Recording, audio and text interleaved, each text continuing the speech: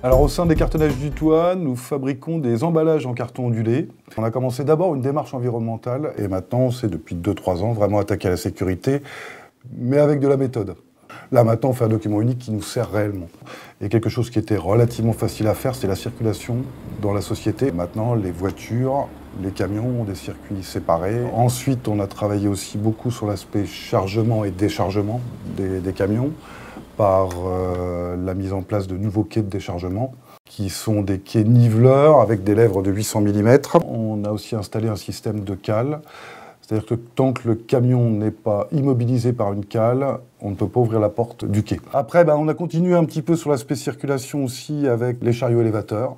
Et on a pris la décision de mettre des portes sur chaque chariot élévateur. C'est vrai qu'au début, c'est un inconvénient, c'est un peu embêtant. Mais bon, par la suite, c'est vrai qu'on n'y fait plus tellement attention. Le machin, je n'ai rien qui marche, je ferme la porte, les fonctions reprennent.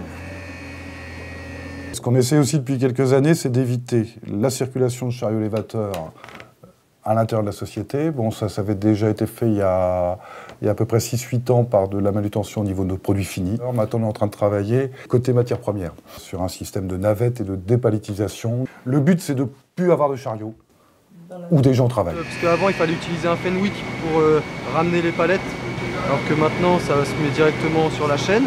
Ce qui a changé, en fait, c'est au niveau de la santé, c'est surtout au niveau du dos. Là, on n'a plus besoin de faire d'efforts pour se baisser et remonter à la marche. Là, c'est directement, ça se fait automatique. Ensuite, sur la sécurité, on a continué. On a une démarche importante de mise en conformité de tout notre matériel.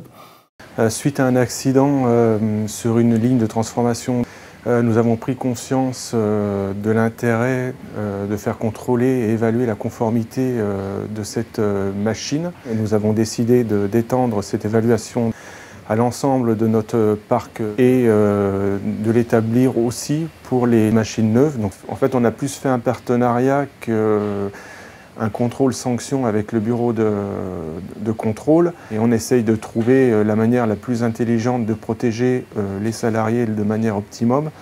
On a eu vraiment l'aide de la CRAMIF qui nous a accompagnés depuis 4-5 ans. Et le gros avantage de la CRAMIF, c'est qu'on fait de la prévention. C'est pas nécessairement il y a ça qui va pas, c'est que surtout qu'on cherche des solutions. Et on a fait 2 contrats de prévention de suite, et qui nous ont permis effectivement d'avoir la compétence de personnes avec nous, et puis aussi une aide financière qui a été substantielle. De toute façon, oui, c'est de la sécurité, mais on le retrouve également dans la productivité. Le fait de se poser des questions sur la sécurité, on se dit, tiens, et si on faisait autrement, et on trouve des solutions à d'autres problèmes, et tout ça c'est lié en fait.